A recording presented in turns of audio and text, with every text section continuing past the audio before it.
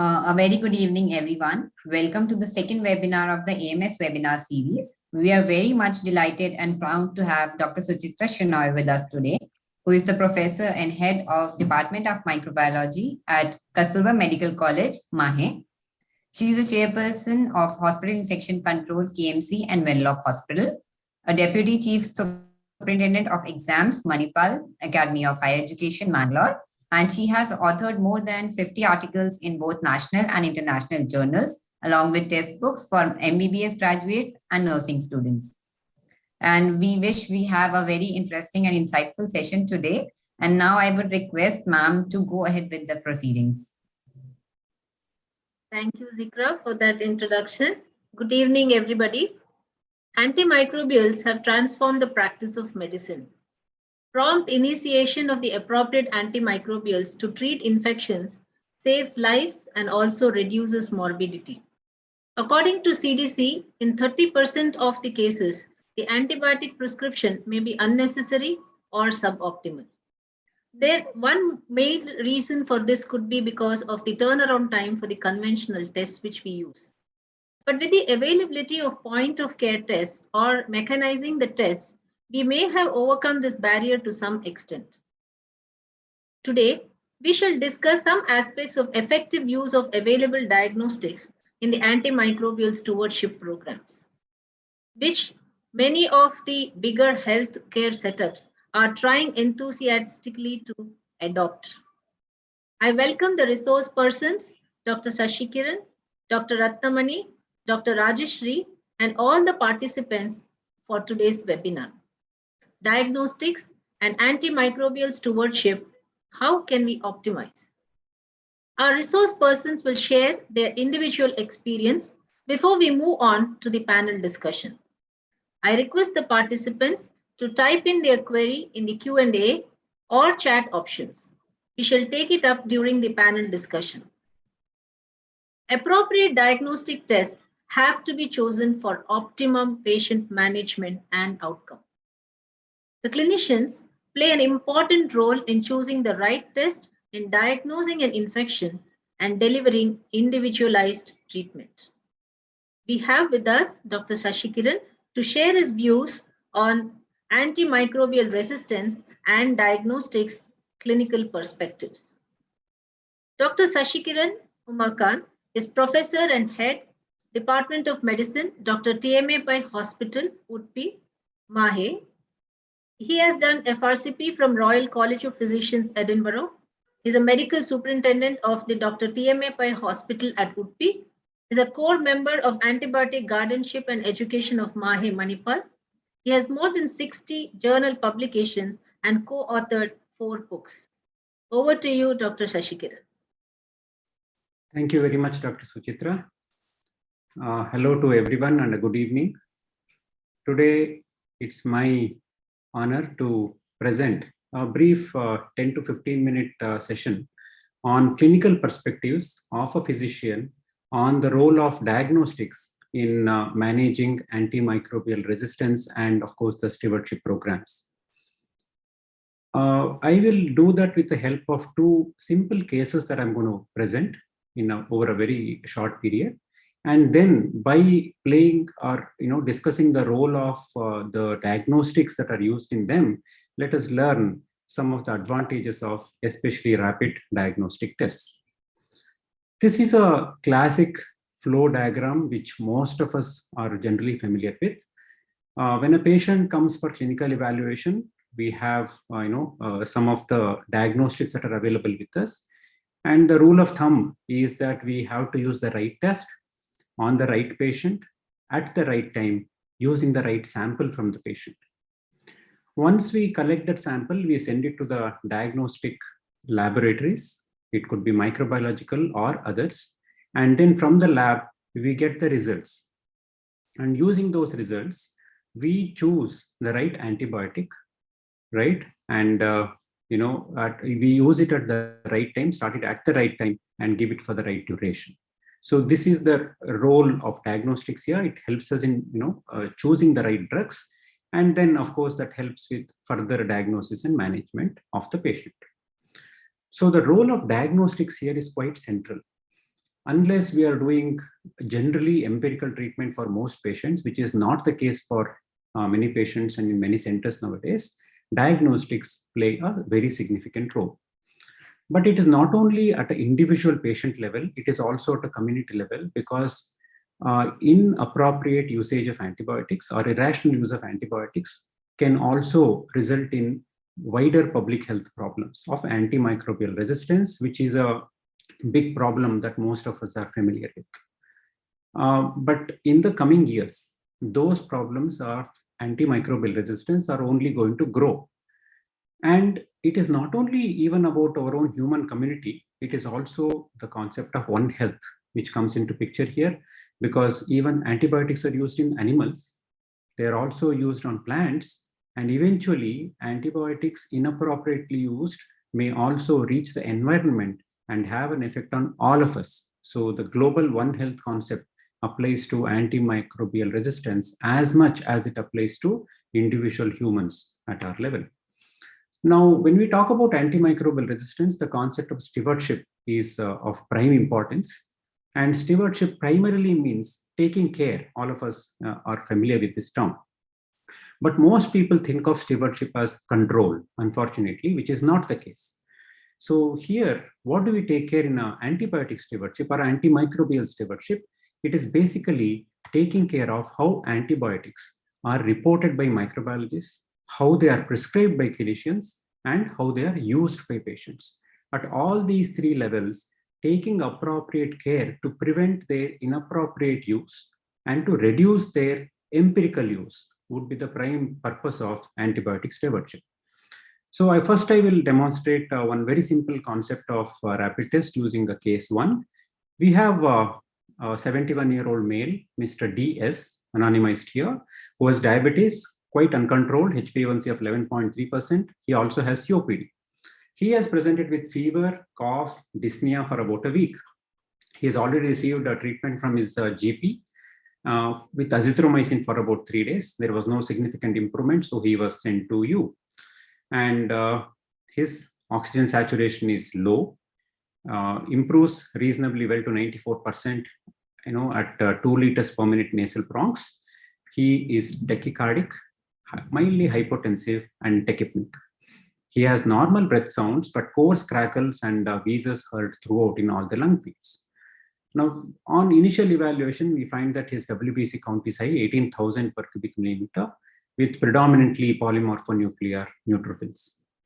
Uncontrolled glucose, 280 milligram per deciliter, with a creatinine of 1.1. Chest X-ray shows consolidation in the right lower lobe. So what do we do in this situation? All of us, every clinician faces this situation very frequently. Uncontrolled diabetic coming with a respiratory infection. Now, chest X-ray showing consolidation. So we are looking at a community-acquired pneumonia, or if the previous GP, if he had admitted him, even a healthcare-associated pneumonia is also possible. So after collecting blood and sputum culture samples, generally we start empirical treatment. And in this particular patient, what was started was piperacillin tazobactam, amikacin, teicoplanin. The rationale for this is 2 anti-pseudomonal medications and 1 to cover staphylococcus, primarily gram-positive. So this medication was started on this patient. Now, usually what happens, the cultures take long. Unfortunately, the traditional cultures take up to 3 days in most situations. And for those 3 days, patient will continue to be on empirical management using these medications. And during that period, they may either improve or be status quo, sometimes even worsen. Now, in this particular scenario, what happened was that there was a facility to send a urinary antigen test for pneumococcus as well as Legionella in that particular center. So pneumococcal antigen test turned out to be positive.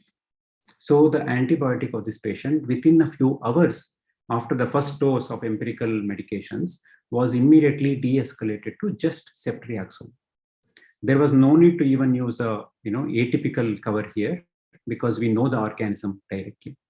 And strep pneumoniae or pneumococcal pneumonia is one of the commonest causes of pneumonia in most patients, including in this scenario. So identifying the correct organism very early in the course of admission goes a long way in reducing broad spectrum empirical antibiotic therapy. So these urinary antigen tests for pneumococcus, also for Legionella, which are available, they're very useful to detect those organisms, especially in patients who cannot give good quality sputum. And this is a big problem for clinicians, where patients know if they are, if their Glasgow Coma scale, if it is below 12, we rarely get good quality sputum. And here we are using a urine sample, which can even be obviously collected using a urinary catheter. And these are useful even if the patient is on antibiotics. Unlike cultures, which the yield of the cultures will be less if a patient is already on antibiotics. That is not the case here. So they are very useful, and they are generally recommended for ICU patients who have respiratory illness, suspected pneumonia, failed outpatient antibiotic therapy, those who have significant leukopenia or active alcohol users, chronic severe liver disease patients, those who have asplenia, because being a capsular organism, pneumococcus is very common, and those who have pleural effusion along with their pneumonia. These are the high risk groups in terms of high risk of having pneumococcal pneumonia or high risk due to pneumococcal pneumonia. So both these, all these class of patients benefit from a rapid urinary test for pneumococcus. And if you are in a situation where you need to test for Legionella, that is also as easily available. These urinary antigen tests in pneumonia are simple, and they require just a urine sample. They're rapid, they hardly take 15 minutes, and they cost approximately 1,000 rupees, depending on the center, depending on the lab. But the thing is, these can also be done in the lab of any small hospital also, because it's like a card test. Like most hospitals have dengue and malaria and even HIV card test. It is something like that. So the one that you're seeing there is for a Streptococcus pneumoniae card test, and this is for Legionella. So these very simple tools, whenever they are positive, have high value in reducing empirical antibiotic therapy. They have a very high specificity, more than 90%, and importantly, even after many days of even antibiotics that are effective against pneumococcus, even then the urinary antigen is likely to continue to be present, but their sensitivity is slightly low, approximately 70 to 80%. They have an advantage of offering us early de-escalation opportunity and avoid even atypical cover. The problem with atypical cover is we need to use macrolides and quinolones in such patients. And most of these elderly multiple comorbid people also have heart disease.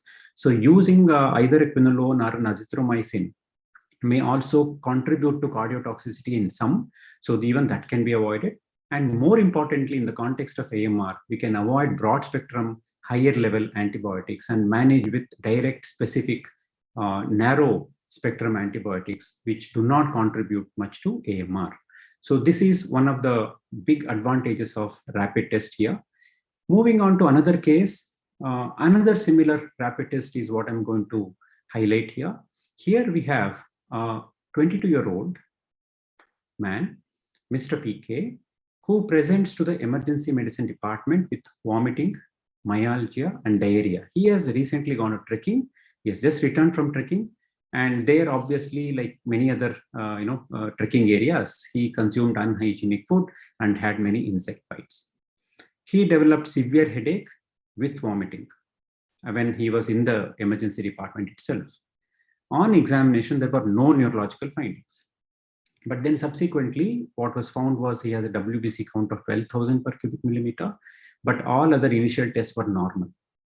He was empirically started on ceftriaxone and doxycycline because of the history of trekking. Doxy was added because of that, especially with the history of insect bites, because most of the vector-borne, tick-borne infections are covered by doxycycline.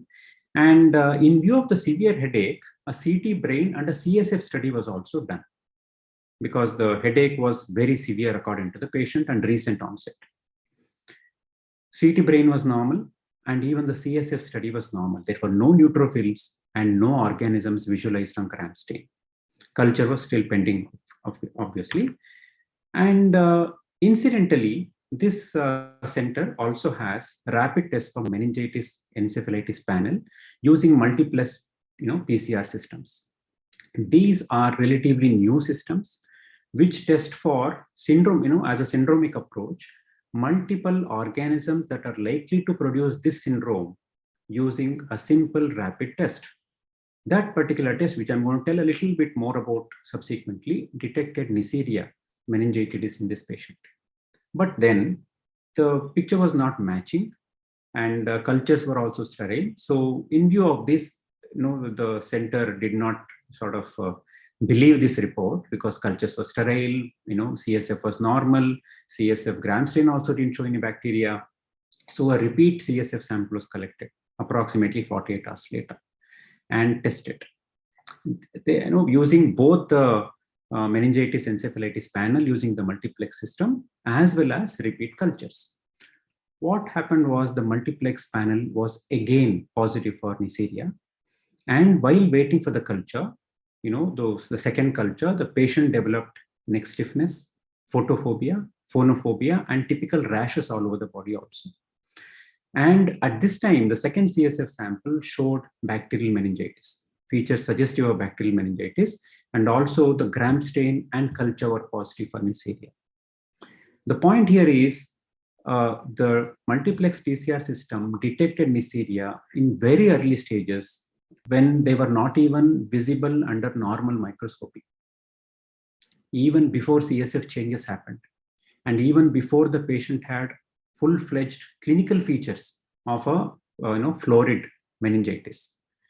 So this is again a very valuable tool in many situations. Of course, Neisseria meningitis is not a very common condition, but then since most of these common organisms are tested in one go as a package in these situations, the yield of abnormal organism being identified there is very high. So the outcome was this patient's ceftriaxone was increased to 2 gram 12th hourly, and he had a gradual recovery over the next few days. And because of the fact that meningitis, the Neisseria meningitis does not require glucocorticoids to be used, that was avoided also. Otherwise, in a typical situation where you're waiting for cultures, but we have a CSF suggestive of bacterial meningitis, we almost always use dexamethasone, right? But when it is Neisseria, it's not necessary to use. So even that unrequired, inappropriate use of glucocorticoids was also avoided in this particular specific patient. So to highlight the rapid syndromic testing, which can simultaneously target multiple pathogens, multiple relevant pathogens using panels, they are called the multiplex PCR system, like I mentioned earlier. They are not very simple card-based tests like earlier. These are to be done in microbiology labs, in reasonably well-equipped labs. So multiple panels on sepsis, common organisms causing sepsis, respiratory infections, pneumonia panels, meningitis and encephalitis panels, as well as gastroenteritis panels are currently available. Of course, they keep on going to get expanded in the future. These can not only detect the relevant bacteria, but also viruses, fungi, and parasites that are relevant in those situations. So they are extremely valuable for early microbiological diagnosis. And the results generally are available within 1 hour, which is, we talk about golden hour of 1 hour for myocardial infarction, right? So that can also be applicable to sepsis and other situations with specific antibiotics, not talking about empirical, door to needle or door to antibiotic time in sepsis, which we talk about 1 hour. We can probably go in another 1 hour. We can even use targeted medications also in such situations. But the disadvantage of this system is the cost. Unlike the urinary antigen tests that we spoke about, these are much more expensive. It may cost from 15 to 25,000 rupees per test, depending on the panel and the hospital and the lab. But still, the cost that is saved by the reduction in the utilization of broad spectrum expensive antibiotics can be quite a saver for most patients. So these rapid multiplex PCRs, they contribute in reducing AMR risk, because every patient who is treated with a specific targeted antimicrobial early in the course is an AMR risk that we avoid. It helps in early de-escalation and early treatment, early recovery of many life-threatening conditions. So generally, as we say, happier the patient, happier the family, as well as the clinicians in almost all situations. In addition, Many of these multiplex PCRs not only detect the organism, they can also detect the antimicrobial resistance genes, and they can contribute to antibiotic stewardship also. So these are very useful in routine clinical practice, in simple conditions as well as in many emergency conditions. To summarize, the two examples that I gave here are not the only two. C-reactive protein is a ubiquitous biochemical test that we do, which can help in identifying severe infections, severe bacterial infections, and help us in escalating or de-escalating antibiotics in the absence of a positive microbiological report. Urinary antigen test we have spoken about. I did give an example of rapid multiplex PCR testing, rapid influenza testing, and the other one, rapid antigen test for COVID. All of us are very familiar now. Many of us have already undergone multiple times also. CBNAT for tuberculosis is very useful. Even that falls into the same category, report within 1 hour, including the rifampicin resistance identifying RPOB gene. In addition, with the newer second generation CBNAT for tuberculosis, even the second line anti-tubercular drug resistance can also be identified. And of course, the rapid test for dengue, malaria. These are all the various rapid tests that are available to clinicians that can reduce the need for broad spectrum empirical antibiotics and take us closer to targeted antibiotic therapy as soon as possible. And this is a very commonly seen, not a t-shirt though, it's a more of a meme, which was circulating about 10 years ago. And this was one of my favorite memes ever, because every fever patient that we see as inpatient, in many situations, we end up starting ceftriaxone. So, this we used to use this to even teach our postgraduates not to start ceftriaxone. In fact, even long ago, I'm talking very long ago, every patient with dengue was also, for some unknown reason, getting ceftriaxone, right? So, so fever is not a sign of ceftriaxone deficiency, is a classic meme. So to just give a final summary on what we spoke about, the patient is at the center of our care here, and appropriate diagnostic stewardship of choosing the right test in the right patient at the right time with the right sample and sending for rapid diagnostics is going to be very, very helpful in hastening recovery. And this has not yet replaced the conventional gold standard of cultures. With newer rapid diagnostics with even genetic testing, including the genes that can identify resistance, is extremely useful. So conventional diagnostics are still the gold standard, but the comparison here is between the hare and the tortoise. I am not telling tortoise is bad. It's still the gold standard. It's slow and steady and reliable, but then we need the hare of the rabbit of rapid diagnostics to reduce the incidence of antimicrobial resistance in many of our patients. Thank you very much.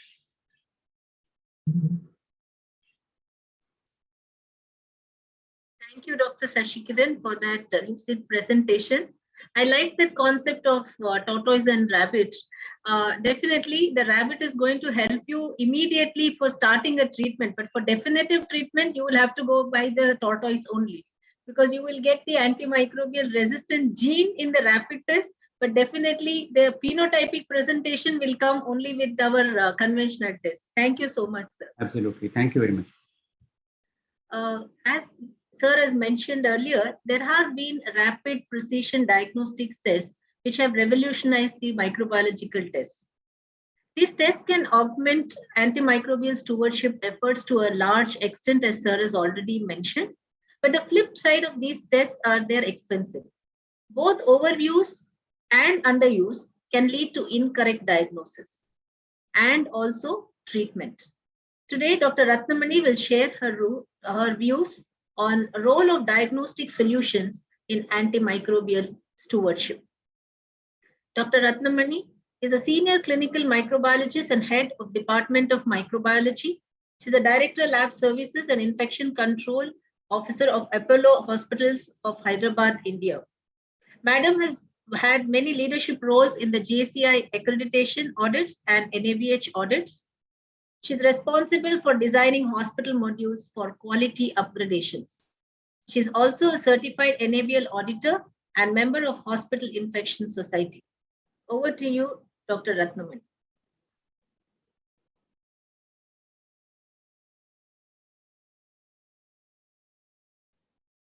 Ma'am, unmute yourself.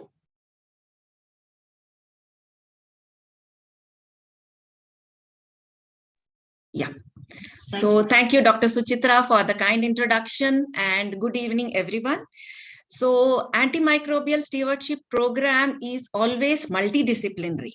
So there is a representation from different stakeholders, and the diagnostics form an important component of the antimicrobial stewardship program. So for the next 12 minutes or so, I am going to talk about the role of diagnostic solutions in the antimicrobial stewardship programs. So WHO has recently released its first ever report on antimicrobial resistance, documenting alarming rise in the resistance to antibiotics and predicting a catastrophic consequences and a post-antibiotic era. And the most important thing which was highlighted was the diagnostic uncertainty, which is a major limiting factor for optimization of the overuse or the misuse of the antibiotics, and hence affecting the stewardship programs. Now, superbugs, what we see is actually what we are seeing only above, but below there is a huge mechanism of resistance going on, which is leading to the development of these superbugs. Some of them are known and inevitable, like the continuous natural evolution of the resistant bugs, whereas the others is because of improper use of the antibiotics, self-medication, poor compliance, and because of the diagnostic uncertainty, inappropriately or misappropriate use of these antibiotics. Now, clinicians' dilemma is they have to treat the patient with serious infections. At the same time, there is a huge responsibility on them to avoid the emergence of the multi-drug resistant organisms. So it's like a seesaw. You have to balance both sides, otherwise one of the side will fall. So selecting the right antibiotic, what do? You look at where is the infection, which antibiotic will reach the site of infection, and match the two and select the antibiotics. I wish everything was as easy, because selecting the right antibiotic is a tough job, and it is just not like whatever the report comes out and you start treating, looking at the sensitivity and susceptibility, because you have to also look at the clinical aspects of it. So here is where the role of the diagnostic comes. So diagnostics for an antimicrobial stewardship, how it helps? It helps by avoiding unnecessary antibiotic use, identifying high-risk patients, like how Dr. Shashi Kiran was telling, with the use of various biomarkers might be required. Then optimizing these antibiotics use, like escalation, de-escalation, based on the specific pathogens and their susceptibility patterns, or even those which have an inherent resistance patterns. So that is where we might be looking at some of these organisms which have inherent resistance to some of the high-end antibiotics. And of course, a very important role in research and development, so that we look in the future for development of various better diagnostics, miniaturized diagnostics, and also patients who might require some trial. Now, on the right side, you see the diagnostic pathway, which is being shown in the WHO bulletin for the antimicrobial stewardship program. So as you can see, this is an interplay between the patient, the clinical team, and the lab team. So this is called the diagnostic pathway. So when the patient comes into your hospital or your clinic, the clinicians makes a diagnosis based on the symptoms and the examination, and then advises some tests. And these tests are sent to the laboratories by appropriate sample collection, like how we talk about the right sample which needs to be sent. And once the lab identifies the particular pathogen, and then this is sent to the clinician, who does an interpretation along with, of course, a clinical microbiologist, and subsequently the treatment is started based on whether a broad spectrum antibiotic has been started, and if you know the specific pathogen and its susceptibility, it can be made to a narrow spectrum antibiotic. So this is how the diagnostic pathway goes. Now, this is a very nice interplay displayed by Mescar et al. In the Journal of Clinical Microbiology, where if you see, the patient and the microbiology lab are connected by a diagnostic stewardship and an antimicrobial stewardship. So a diagnostic stewardship is right test, right patient, right time. And yes, we have to add right sample here. And once a diagnosis is made, it is sent to the microbiology lab. Though the other labs are equally an important part, because the infectious diseases can also be seen by some other labs. They are at least supported by pathology, biochemistry, and hematology. And then once the results are obtained, these results are conveyed to the clinician, and antimicrobial stewardship starts. That is right interpretation, right antimicrobials in the right time. So this is how the flow happens between the patient and the diagnostics by incorporating diagnostic stewardship and antimicrobial stewardship. Now, this was a very interesting concept which was published in Future Microbiology.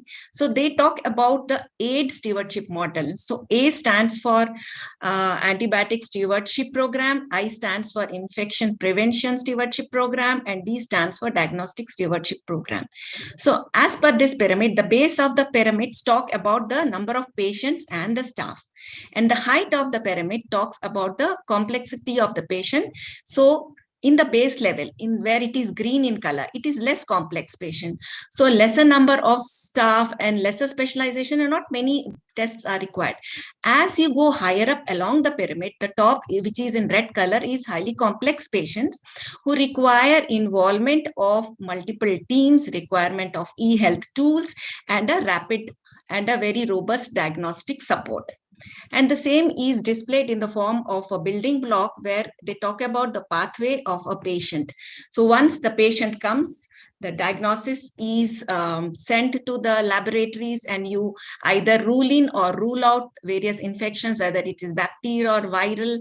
And at the same time, once along with the diagnostic, infection prevention stewardship program also kicks in, where you ensure that there is no cross transmissions, you ensure that adequate precautions are taken to prevent the spread of the infection. And then the antimicrobial stewardship program, which connects in the form of availability of local resistance patterns, local formulations, availability of antimicrobial formularies, and automatic emails and automatic stop orders. So as Dr. Shashikiran and Dr. Suchitra were telling, conventional diagnostics have always been there, and the what you call it, the culture, that is, people still believe on the gold standard. Yes, we need to always look at the viable organisms. So culture will always be there. Microscopy gives a lot of information, as again in the previous talk, Dr. Shashikiran was telling about the gram stain showing the gonococcus. So microscopy, yes, important. It is expertise related. Culture takes time, 48 to 72 hours. Serological tests may not be detected till a few days after onset of infections, because many of them are antibody based, and surrogate markers or biomarkers which miss the targeted therapy. So what we are looking at is rapid diagnostic methods which are available for early pathogen specific detection of the disease. So there have been many articles. I just put two or three studies which have looked at the interplay of diagnostic and antimicrobial stewardship. So in the first study, what they have found that there has to be a good communication, though the availability of RDTs or the rapid diagnostic tests are there, but unless the same is communicated to the clinicians, the basic time, especially like you talk about sepsis, we lose that basic window of time when you can save the patient. So it is important the communication goes with the availability of the rapid diagnostic tests. In the second study, where they have looked at antibiotic stewardship program among patients with bloodstream infections and other infections, they have seen that if a rapid phenotypic susceptibility testing is available, then it helps in good PK/PD optimization and initiate an appropriate empiric therapy. And the other one, which is a rapid diagnostic testing, look at the utility in Asia, their analysis has revealed that the mortality risk was significantly reduced versus conventional laboratory techniques, and also with a reduction in the length of the stay in the hospital. These are the various antimicrobial resistant diagnostic technologies which are available. There are conventional methods which can be phenotypic, where you look at the sensitivity patterns. Also, automated platforms are available, and molecular-based methods like the microarrays and the PCR-based methods. The non-conventional method, especially in the multi-drug resistant tuberculosis, it's huge help when we talk about whole genomic sequencing. As you are aware that whole genomic sequencing has also recently been launched for the detection of the genes resistant genes present in a tuberculosis patient. So we are talking not only about bacterial MDRs, but also about the tubercular and also maybe fungal. And MALDI-TOF and other methods are also available. Pyrosequencing as a method for detecting the antimicrobial resistant genes. When you talk about microfluidics, it's basically the different card tests which are available for rapid detection, more of a point of care testing.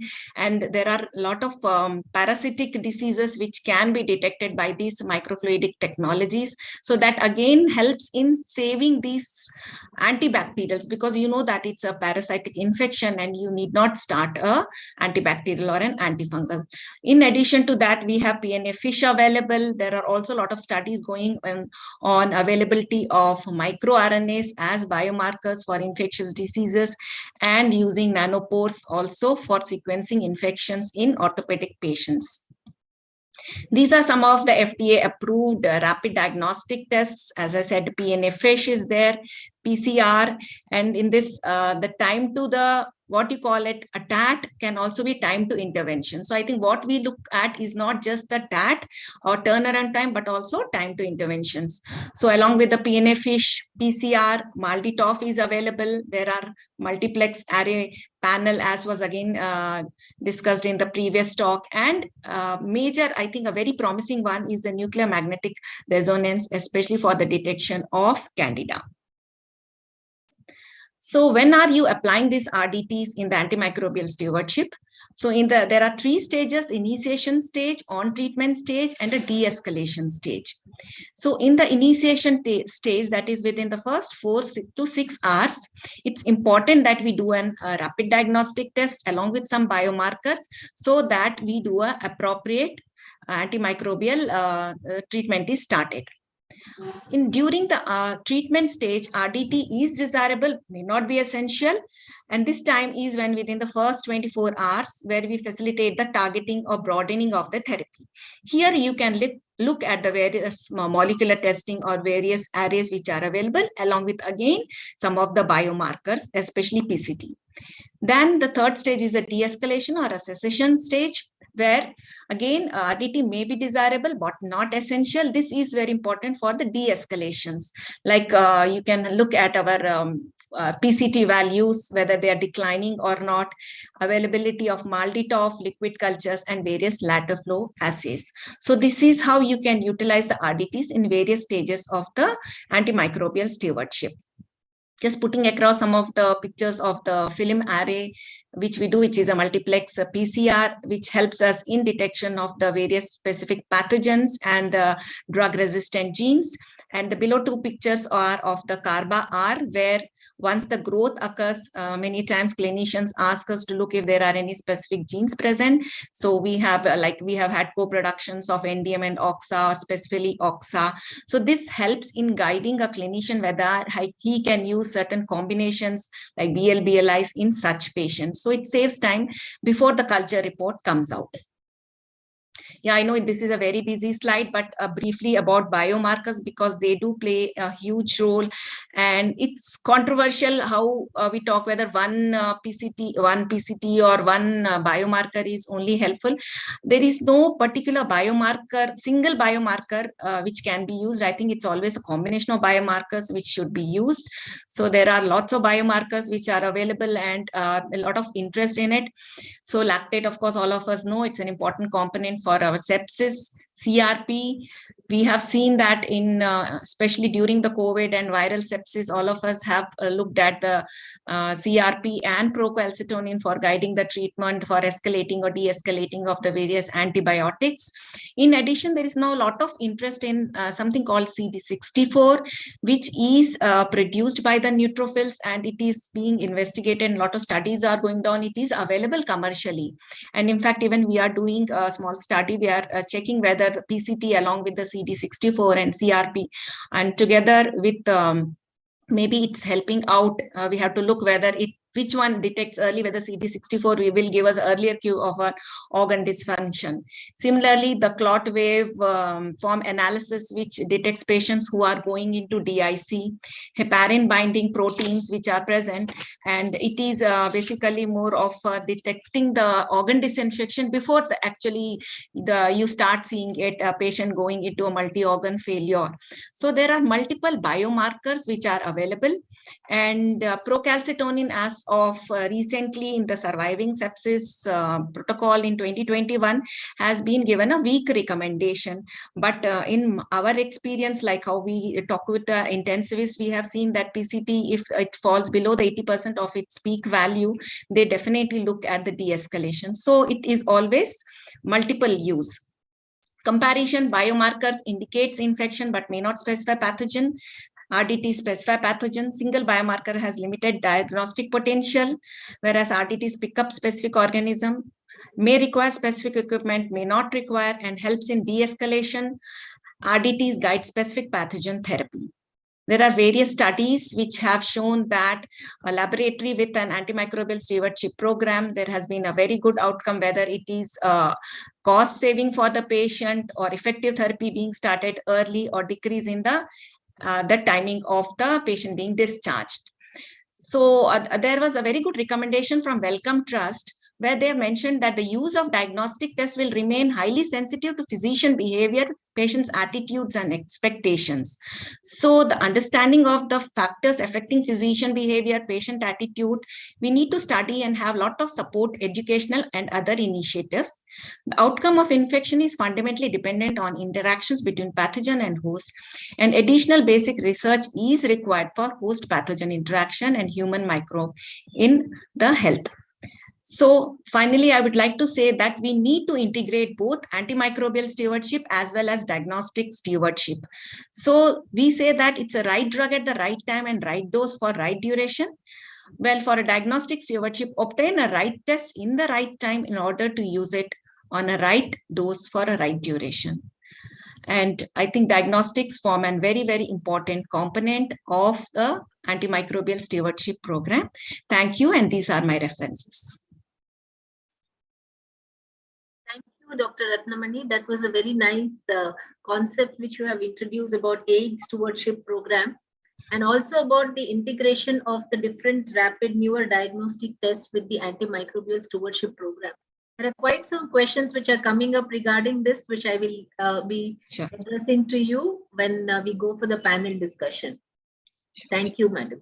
Thank you. I move on. A program can be successfully implemented only when the management shares similar views as the program initiators and coordinators. We have with us Dr. Rajeshri Dev to give us this perspective, barriers in implementing antimicrobial stewardship and possible strategy to remove the roadblocks in the hospitals. Dr. Rajeshri Dev is the Deputy Medical Superintendent of Apollo Hospitals Enterprise Limited, Hyderabad, India. He is an ex-consultant of Department of Critical Care, Apollo Hospitals. He is the administrative in charge of the JCI NABH and is responsible for delivering a robust administrative and healthcare system and driving clinical quality improvement. He is in charge for designing effective patient care as well as antimicrobial stewardship initiatives. Over to you, Dr. Rajeshri.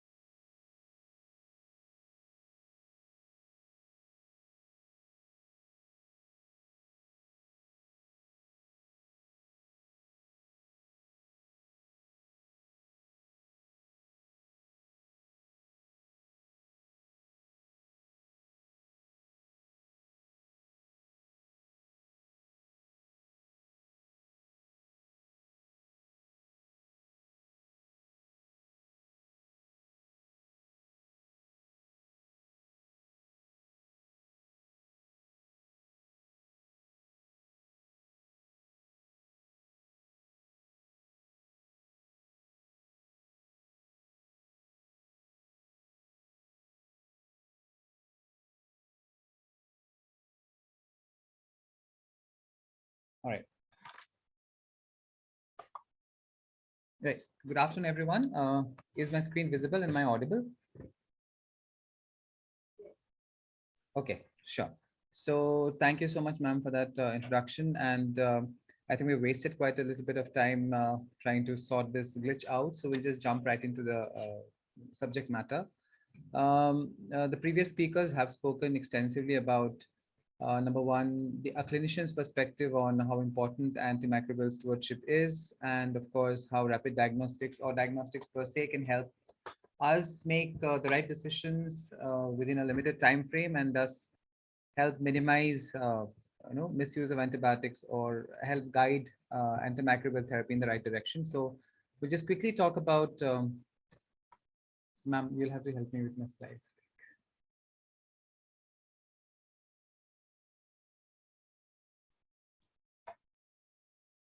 So there still seems to be a problem with the slides actually.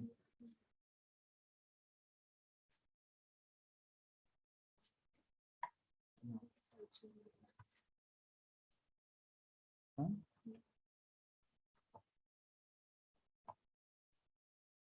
It's just not moving.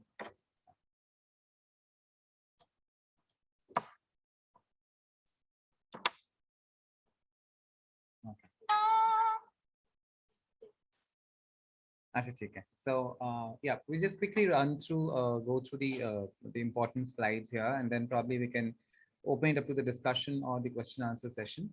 So we have spoken extensively about what AMS is and what is, how it is important in the hospital scenarios. So basically, we have to have a set of coherent activities that results in making people use antibiotics responsibly and more definitively. So what is important to note here is that responsible, the definition of responsible is always very context specific, and that definition needs to be updated periodically. So any program in antimicrobial stewardship, it should be seen, it's actually not a standalone program. It's never a standalone program. It's always, it goes hand in hand with infection control initiatives or the IPs or the infection control and prevention programs run by a hospital. So the aim is always to launch a program which is sustainable. So once you start an initiative towards antimicrobial stewardship, what is important is starting it off in a manner which is ultimately sustainable. And of course, effectiveness is what is more also important in this context. So now there are certain challenges that any program of this sort throws up during its initiation, planning, and implementation. So, and these are always unique to the institute, unique to the setup, and we'll probably take them up as we go along. So what's important to note here is that, as the previous speakers have also spoken, said that what is very important to note, how when you start an antibiotic, what are the indications for starting off a particular antibiotic? How do you differentiate a bacterial infection from a viral infection? And both the speakers have spoken on how you can do it clinically, and also how diagnostics, the right diagnostics and them done in the right time can help steer you in the right direction. So you need to look at how to differentiate between a colonizer, how to differentiate the infection from an inflammation, and of course, take your therapy along on the lines that you think are most likely. So the probable pathogen, what are the probable pathogens you would want to be as definitive as possible to avoid empirical use of antibiotics, because empirical use needs to be still narrowed down as much as possible to, be on the right track so that you can avoid de-escalations or possible de-escalations or interventions going ahead. So when you review, you need to review whether the indications are right, whether right antimicrobials are used, not used. And of course, you also need to review whether you can intervene on time and, make them switch from the oral to the IV to the oral route. And microbiology results on time are an important tool that you have to do this. So we're not going to talk much about this. What happens is, as you move from secondary to tertiary levels of healthcare, you find the nature of patients who come to you become more and more complex. So your consultants, your doctors deal with more complex cases, and these patients frequently come to you from other hospitals or other healthcare centers. So these are or patients who are already exposed to the healthcare environment, who already have received antibiotics. So your consultants or your doctors already have a good reason to be very skeptical about extremely definitive therapies to start off with. Many a times the hands are tied because the patients have received antibiotics before coming to your hospital, and they are forced to continue those antibiotics till further reports or further clinical stages are available with the treating team. So what is very important here is that when you want to implement a stewardship program in a hospital, you have to have a team of experts or team of people who are going to take you through the implementation and the day-to-day activities which are related to this program. The support of the lab systems, the microbiology systems, of course, are very, very essential. So are the hospital information systems. The smaller hospitals always face challenges because, first of all, they don't have the resources or the bandwidth or the funds necessary to set up effective stewardship programs, and the support systems may or may not be up to the requirements. So here, if you look at the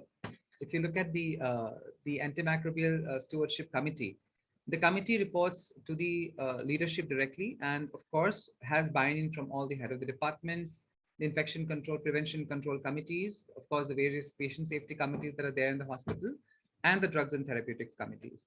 There is a team which is constituted of many members in the hospital. Desirably, you should have, of course, representation, if not leadership, from the microbiology team. A champion, it's always better if the champion is a clinician who has experience with patient care, who admits patients. And of course, the pharmacists, nurses, the other medical practitioners and surgeons can be an invaluable part of these teams. So what are the challenges? Again, just to put it in a slide, if you start from the top, 12 o'clock position, you have lack of interdepartmental coordination. So the role of the administrator or the leadership is to ensure that all the stakeholders in the program, the coordination is maintained through and through, communication channels are open through and through, and periodically they all need to meet together, take a feedback on the challenges and look towards mitigating those challenges also. Support facilities, of course, are very, very essential. There are the hospitals, it's a challenge, trying to convince leaderships that this is a program or something which is worth investing time, investing funds in. Enforcement of regulations are not always uniformly or strongly enforced. So these also need to be periodically sat with, people need to be sat with, and things need to be discussed. The antibiogram is a very, very important tool that we have towards reviewing our antibiotic use. Number one, educating our end users on the correct antibiotics to use at the correct time for a correct patient. And this is something which is the utility value of which can't be stressed enough upon. There is a competition among doctors, well, especially in the corporate setup. You would want more and more patients to come to you. No doctor wants to lose a patient. So, sometimes the doctors say that my patient should not see me as doing anything less. And so there's this constant desire to, throw the kitchen sink at a patient if the patient's not doing well.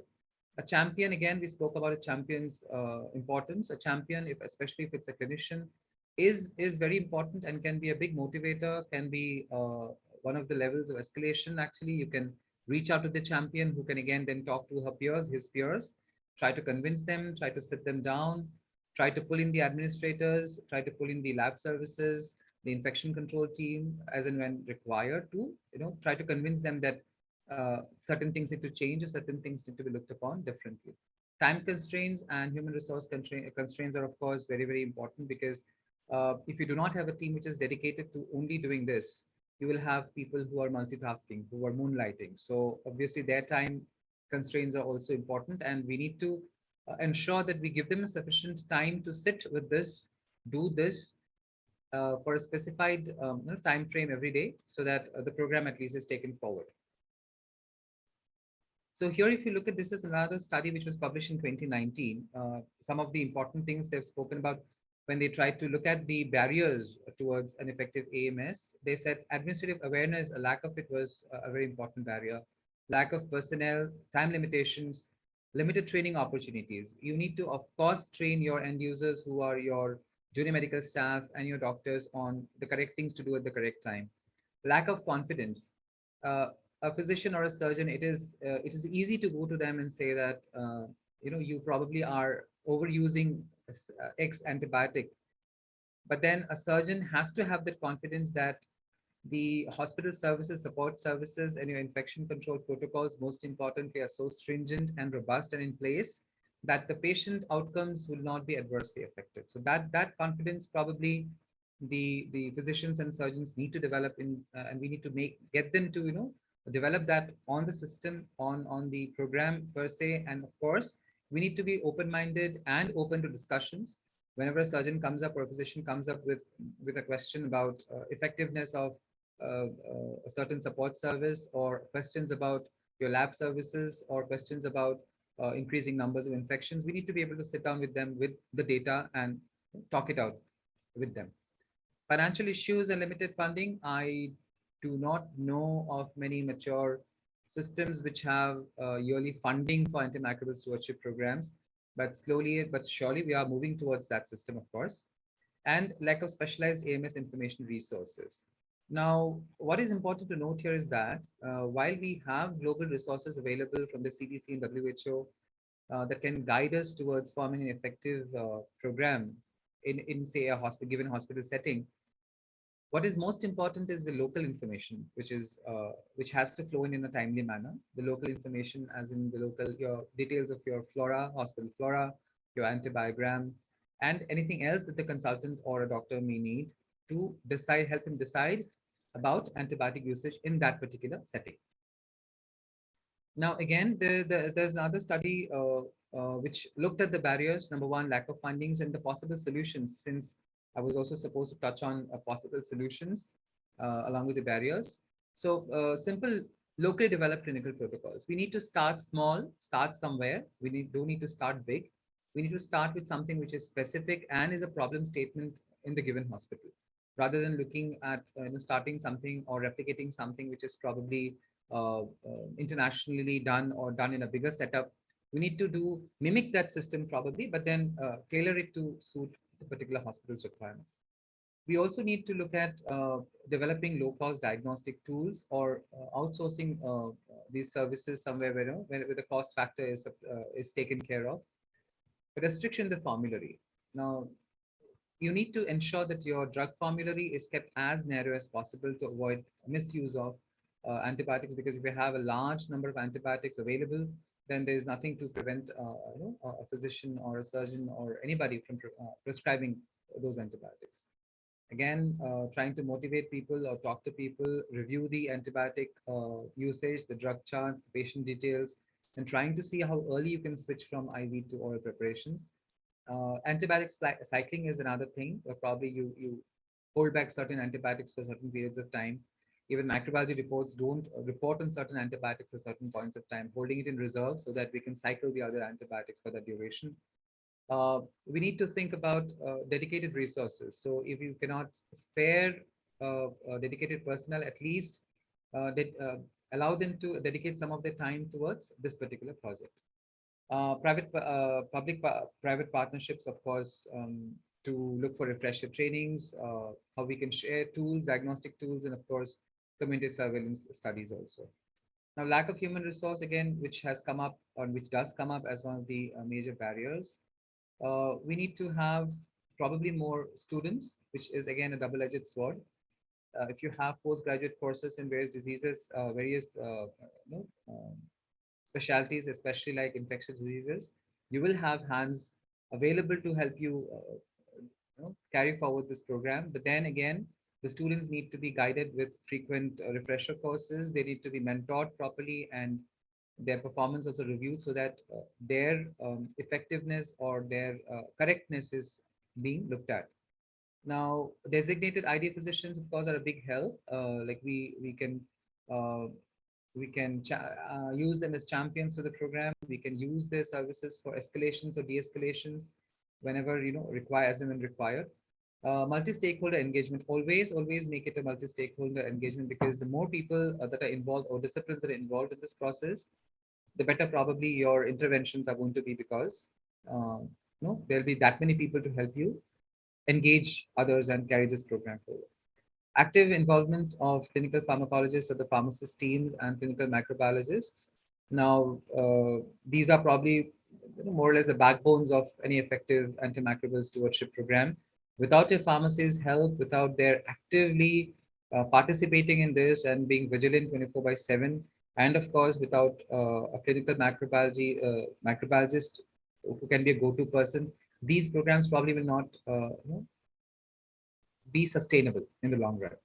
The prescriber opposition deserves a whole slide in it to itself.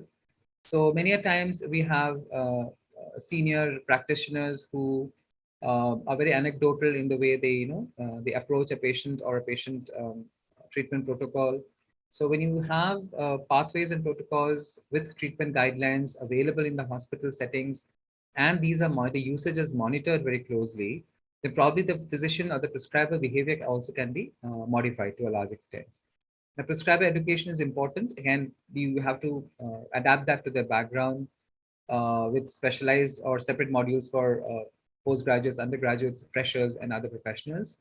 Refresher trainings we've already spoken about. Evidence-based guidelines available as pathways and protocols. Incorporating sections on prescription guidelines and common prescription errors in journals. Standard antibiotic prescription chart, incorporating diagnosis and indication for antimicrobials, restricting fixed dose combination unless approved to be therapeutically beneficial. So fixed dose combinations should be frowned upon, should be discouraged as much as possible. Handouts and handbooks with educational materials, of course. Again, frequent going forward reminders via emails and SMSs and mobile applications for education, information, evaluation purposes will help us in modify prescriber behavior. Now,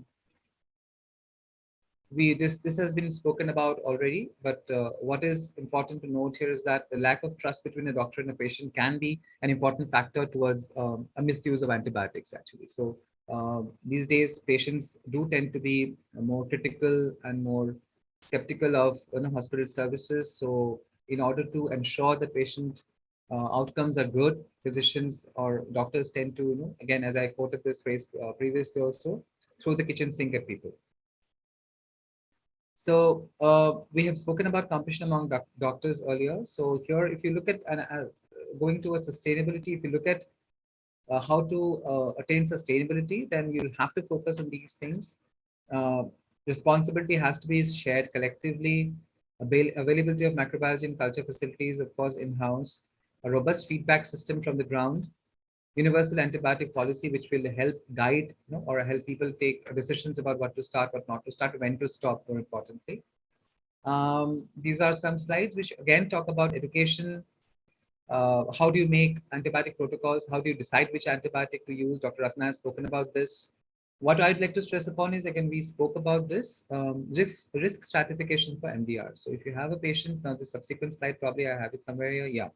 So if you have a patient who's come to you, who's a fresh patient, who's not got no healthcare contact, who has no antibiotic history in the last 90 days, you need to make sure that you keep the spectrum of antibiotic usage as narrow as possible.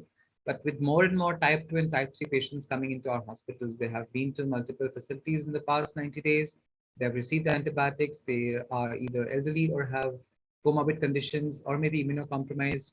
So there you have a preponderance of more ESBLs, more resistant microorganisms. So the clinician behavior also needs to be modified or monitored appropriately to make them help them make the appropriate decision or the correct decision at the correct time.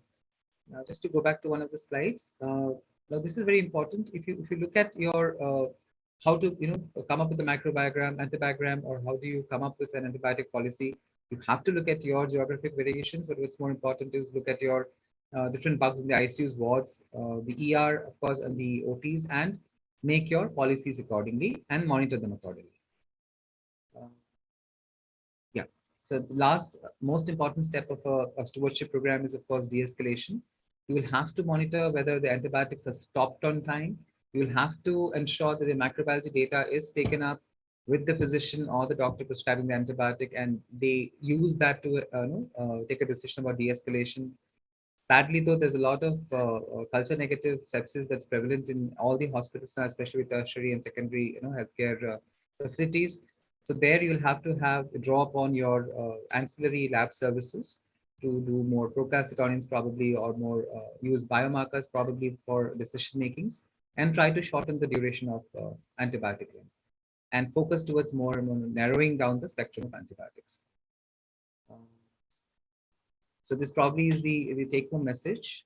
You will need to prepare, you will need to plan, and then of course implement the program. Thank you so much.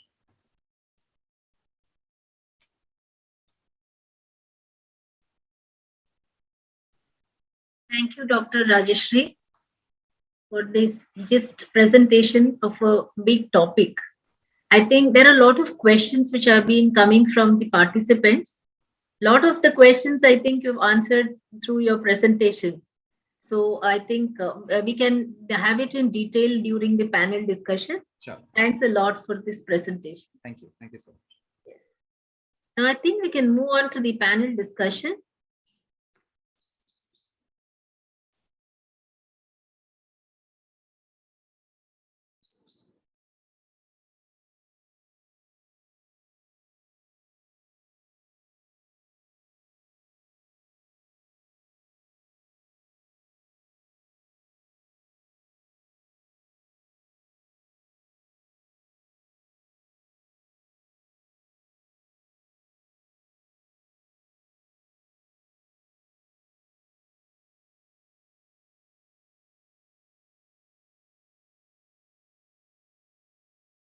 Kiran, you are working in an individual or standalone hospital where you are the medical superintendent. How do you deal with this antimicrobial stewardship program with not much of a laboratory support? Yeah, I work in a 200-bed hospital in Udupi, which is a district headquarters. Importantly, it's a hospital attached to Manipal Academy of Higher Education. We are the smaller hospital of the other two hospitals, Kasturba Hospital, Manipal being the bigger hospital. Now, our hospital has a lab, but for major microbiological services, we are dependent on the lab in Kasturba Medical College, Manipal, which is about 6 to 7 kilometers away, not very far. But like in any other hospital, we have the challenge of waiting for the microbiological reports to be available. Most often cultures which like we have discussed multiple times take time, and because of that we have the challenge of using empirical antibiotics, broad spectrum antibiotics frequently, just like in any other clinical situation in any hospital. But I feel in any hospital, especially in a hospital of our kind or even smaller hospitals, locally developed antibiogram using the organisms that have been identified in those centers or from the communities that they are they have as a the drainage area for patients, or a catchment area for patients from particular area. If you have that antibiogram either from that specific hospital or from other hospitals in that locality which have a similar catchment area from the community, would be extremely useful. An antibiogram for, again, syndromic is what I would go with, right? So if a person has come with pneumonia, what are the common organisms we see in that particular area? And that particular bacteria is sensitive to which antibiotic. So this example is also shown by Dr. Rajeshri regarding an antibiogram. So that would be very, very useful. And I think that's the only important point that I would highlight. Thank you, Dr. Shashikaran. Dr. Ratnamani, what is your take on cumulative antibiograms and stratified antibiograms? Okay, so very interesting question. I know many a times we face these queries also from many of the clinicians. I think it makes a difference when you have specific ICUs and ward antibiograms, because otherwise you will tend to miss, when you do hospital-wide antibiogram, you will tend to miss minor differences in the susceptibility patterns which might be there. But of course, having said that, it also depends how big is your institute and how many ICUs you have, because as you know, as per the CLSI, the isolate should be more than 30 and it should be like incorporate certain parameters. So those all things, if you consider, if you have a big ICU and specialty ICUs, it is always advisable to give a separate antibiogram of each ICUs, or at least combine all ICUs together and separately for ward. That is how it should be done. Otherwise, the data will definitely be skewed, because we ourselves see in our, like when we do our antibiogram annually, we ourselves see there is a difference in a community acquired staph aureus or a hospital acquired staph, or for that matter, even if you take an OP based strep pneumo compared to one which is admitted in the hospital, there are differences.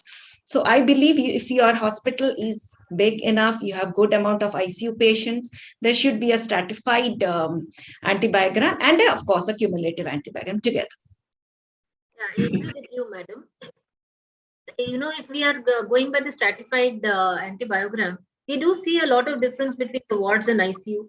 We also see a lot of difference between a medicine ICU and a surgery ICU. Yeah, absolutely. Because when we come to the surgery ICU, we get more of a community acquired pathogens, which are more sensitive. So when we are doing an antibiogram and we are going to give a policy to the clinicians, we should keep this in mind and not, take a cumulative antibiogram and put it across through all the patients. Absolutely. So I think you rightly said that the stratified antibiogram, depending on the healthcare setup. If it's a small one, it may not make a large difference, but definitely when we are dealing, when it's a tertiary care hospital or even the secondary district hospitals, etc., it makes a lot of difference to have a stratified antibiogram. Dr. Shashikiran, what is it that you recommend the clinicians to focus on in any antimicrobial stewardship programs? Well, just only one thing, an open mind. That would be very important, because most of the barriers that were mentioned by Dr. Rajarshi, they were all due to interpersonal issues primarily, because they are the most difficult nut to crack, right? So anyone who is involved in antimicrobial stewardship, or anyone who is recommending an antibiotic, using in terms of prescribing, using in terms of actually taking that, or involved in pharmacy, purchases or administrators, as well as the microbiologists, if everyone has an open mind with a common goal, of course, this is too idealistic and utopian. I'm sure it's not going to happen tomorrow, right? But that would be one thing that I would really wish for. So you asked for one thing, so that's it. Thank you. Dr. Rajeshri, you've been a physician and now you move towards administration. So what do you think is the, what do you consider as a substantial investment in the initial part of antimicrobial stewardship program to be started in any healthcare system? That was a very good question. And I hope I'm audible now. Yes. Yeah. Okay. So investment, of course, of two kinds. Number one, the leadership has to be invested, morally, towards seeing that an antimicrobial stewardship program is essential to a healthcare setting or to a hospital. Of course, most of the certifications that these hospitals go in for require some form of stewardship program to be run, but many a times we do it just on paper. Yes. That's one thing. So the first thing to be invested upon is probably a moral investment, that we are legally, morally bound to have a program running in the hospital.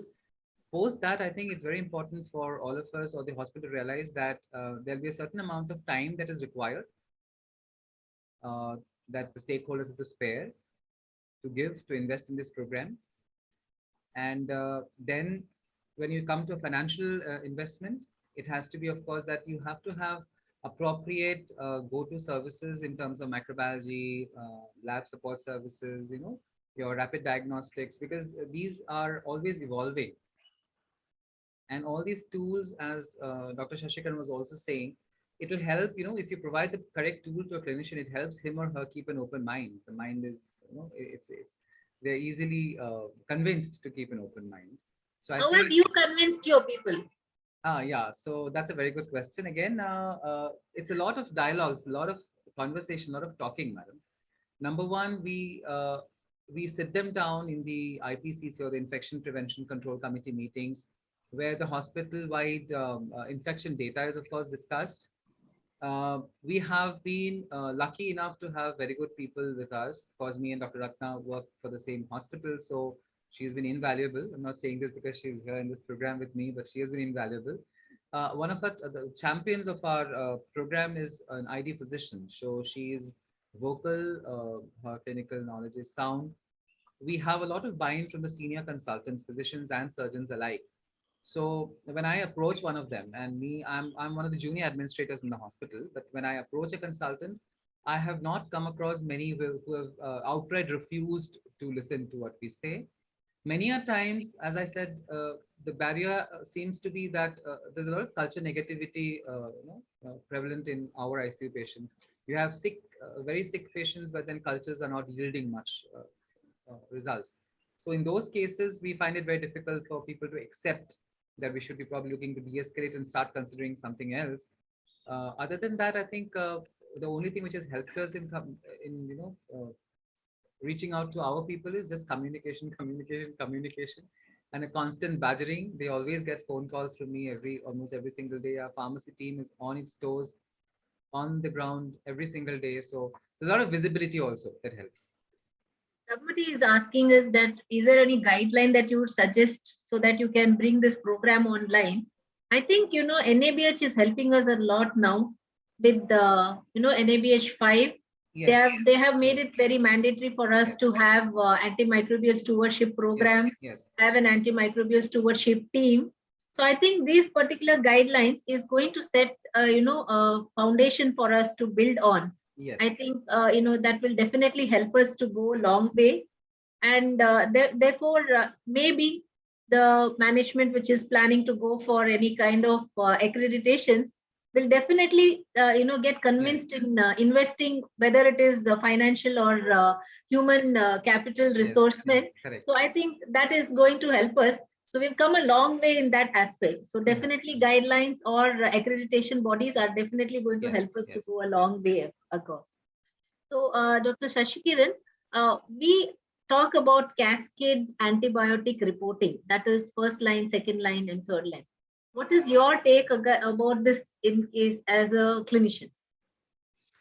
Yeah, that's a very good question, because this is something that we deal with on a daily basis. When you get a culture report, sometimes only the first line drugs are reported. Sometimes there will also an additional list of reserved drugs or second line drugs, and often another third line which is not printed or visible on the hospital information or the lab information systems, which is available only when you give a phone call to the microbiologist. I feel it's a very good way of handling, because the first line is what, as long as they're showing susceptibility of the bacteria, I think first line should be obviously reported. There's no question, there's no doubt about that. When it comes to second line and third line, so the third line I'll talk about first, ideally should be hidden. When I say hidden, not completely, but it should not be in the forefront as a report, right? So that nobody has an urge. We have a lot of VIP patients. We have some people who we want to recover yesterday, right? So in such situations, we should not be we should not be enticed to use a higher antibiotic unnecessarily. So that we keep it separate. And only if a patient is not responding, we contact the microbiologist and get that information, right? So that is third line. Second line is a gray area, depending on how good the communication is between the clinicians and the microbiologist in the lab. If the communication is good, open, and quick, then I think even the second line can be kept as a standby to be released only when required. But if that communication is inadequate, or if the lab is very far or not easy to reach, or the microbiologist is generally busy and doesn't answer calls, which we don't see often, right? Not that they're not busy, but they still answer. That's what I meant. Okay. So in such situations, depending on how open and how quick it is, it has to be decided. What is your take on this, Dr. Ratnamani? your experience regarding this with the clinicians? Ma'am, unmute yourself. So well pointed out, and as Dr. Shashikiran said, it is just a question of communication. Like I'm speaking from my experience, and we also follow the Cascade system. So we will be reporting mostly the common ones, which are it's a sensitive strain we report. But we do get sometimes calls for the suppose clinically patient is not responding. So there's definitely some amount of other factors which affect, because how the patient is responding to the antibiotics is also important, and other confounding factors. So in those situations, they do call us up. And as he said, we do not release some of them. In fact, when Cazavi came into the market, we kept it as a pre-authorization drug. So things like that. So we also do that, like Dr. Dev is here. So we had a discussion in our drugs and therapeutics committee, and also we have antibiotic stewardship committee. So these also, we also release only when there is a call. They specifically tell us if the patient is on this and we feel patient is not responding, though you have reported sensitive, and then we subsequently report it. So I think I agree with his viewpoint. And communication, picking up a phone, we tell them, please pick up a phone. We are always available, and just give us a call and we'll tell you about this. So I think it's mutual, either side. Yes, I think I will give you another perspective, like Dr. Shashikiran said. Madam, you have an in-house laboratory and your clinicians are sending samples to your laboratory and they can communicate. But I'm working in a laboratory which is actually catering to hospitals much beyond our hospital, probably nearly around 60% of Dakshina Kannada and some of North Kerala also. So what would you suggest such laboratories? They again go for Cascade, or they report everything? Now, Dr. Shashikiran is going to tell me you have to give everything because the clinician is hanging there and he has to start. No, it also, madam, I would just add a point here, since you mentioned, it depends on, the microbiologist, right? So in your case, if you can share your phone number with the, the key clinicians from those hospitals, right? And they also have a, backup, somebody in your absence or when you are busy can't answer. If there is somebody or one particular phone number in the lab which is going to cater to these questions, I think it's still perfectly fine. In fact, your similar situation is also there in Manipal, right? In KMC Manipal, they cater to many hospitals. At least, I'm an outside hospital, very specifically, though we are connected to the same group. So we still call Dr. Vandana, she may be in this call, in the webinar also. We call her frequently. It's not just me, even sometimes I tell my postgraduates to call her directly, right? Because when it's important to get the information, if I'm stuck somewhere, if I'm busy in the OPD, I tell our PG. So even there, we get a quick answer. So I think, I'm sure you are also doing the same. So it's all about communication, like both Dr. Ratna and Dr. Rajeshri mentioned. It's about communication, and as long as the communication is open, I'm sure third line at least can be kept as a standby. Yeah. Thank you. Dr. Rajeshri, how do you think we can bring about a collaboration as an administrator? How do you think you can bring a collaboration between the different stakeholders? How can you help? Like, we are complaining, microbiologists are complaining, physicians are complaining, and I'm sure as an administrator, you have your own set of complaints. How do you think we can collaborate?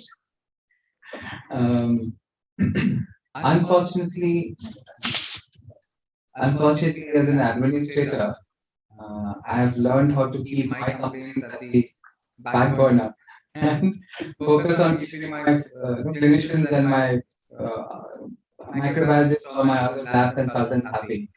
So one way to do this is, of course, again, as I don't know, it's falling down the same word again and again, is communication problem. So consultants have difficulties in sometimes accessing certain reports in certain labs, in certain modalities, for example, holidays or Sundays, or that's a complaint that comes up.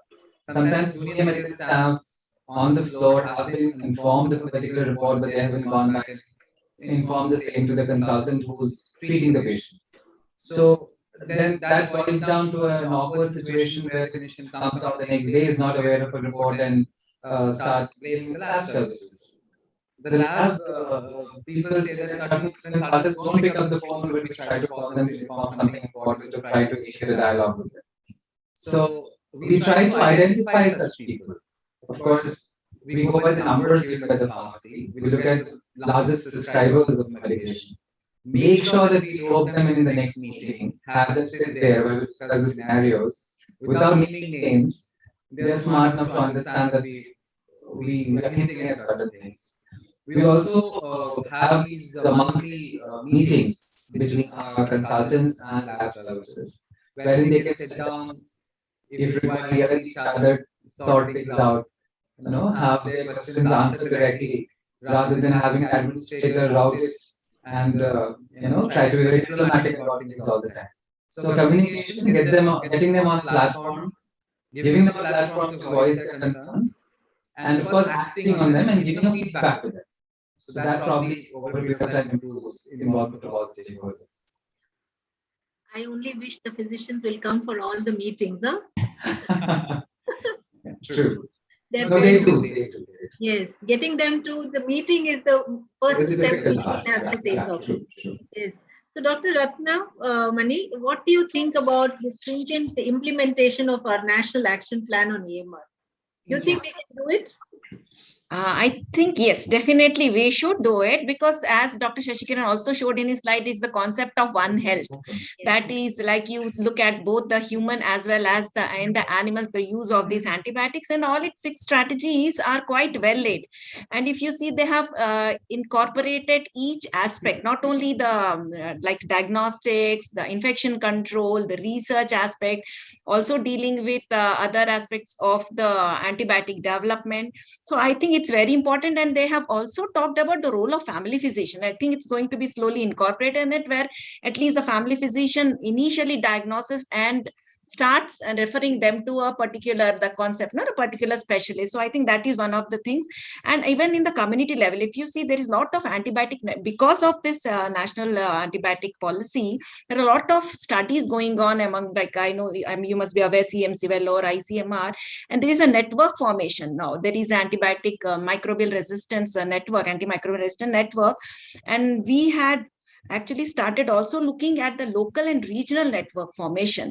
We did approach some of our hospitals, private hospitals, and we called it TELANSA, like Telangana Antimicrobial Surveillance, because I feel it's the pyramid, it should be connected.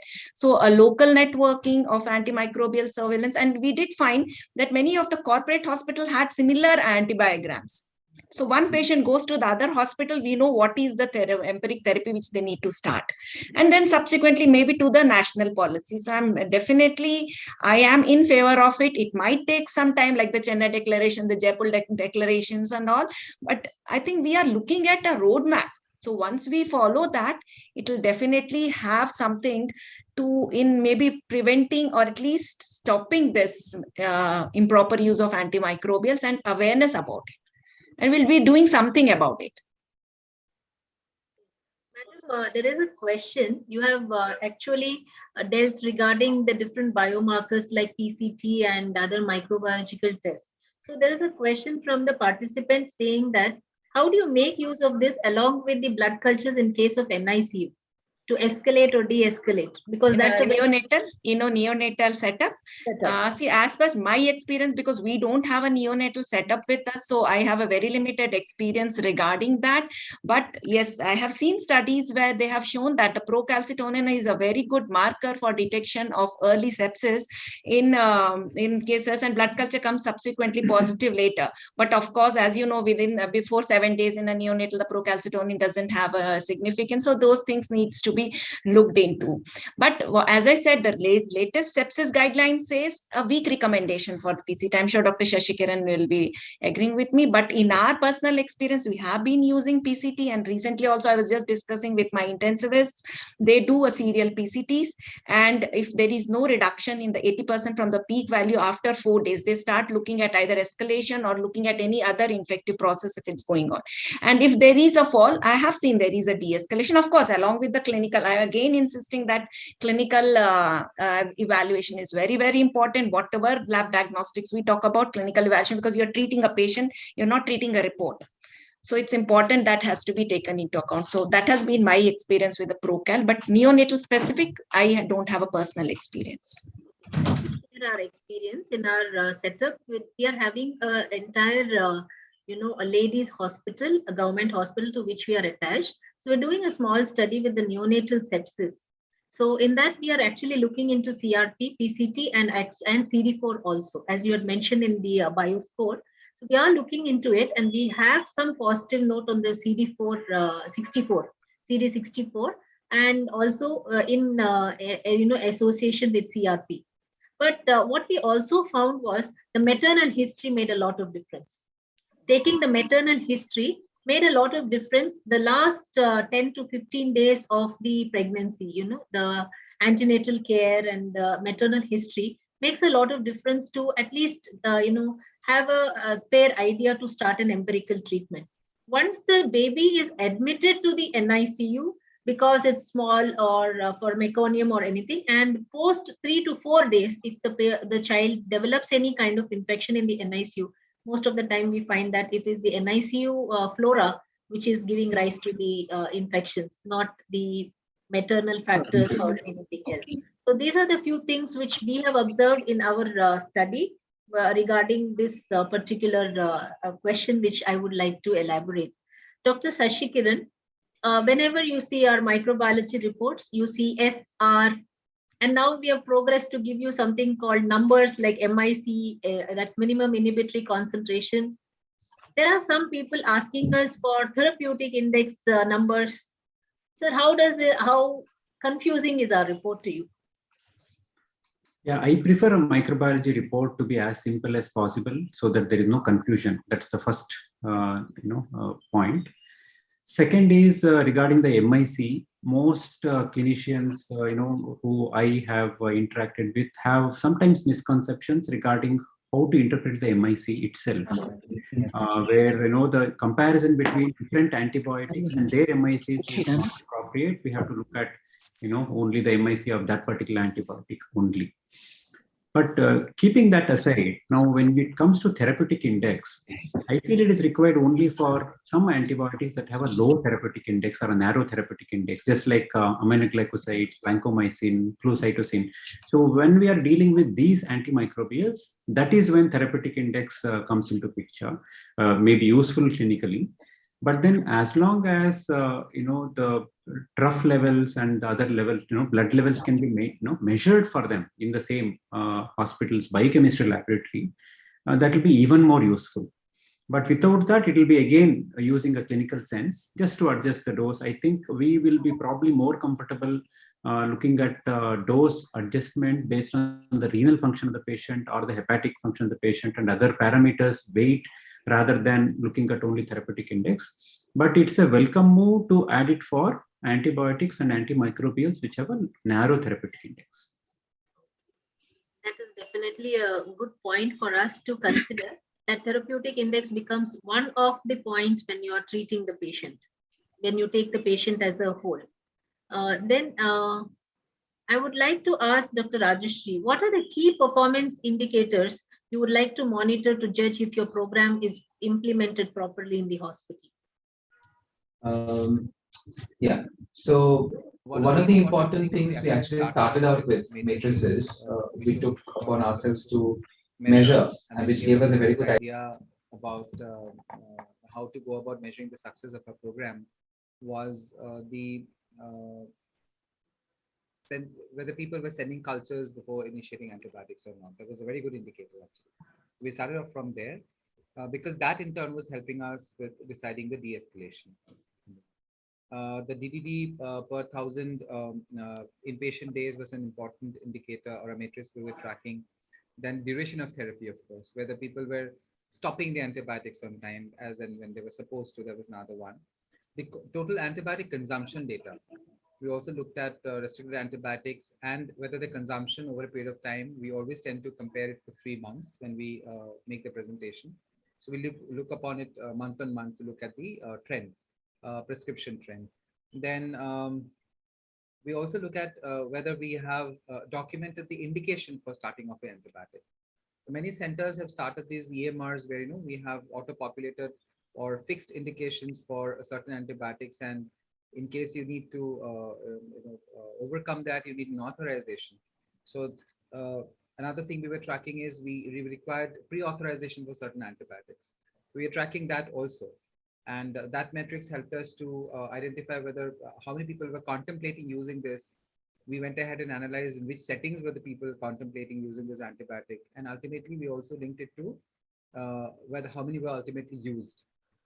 We also look at timely stopping, timely de-escalation. I think these are 4 or 5 of the important matrices that we track, we look at to measure the success of the program month on month. So.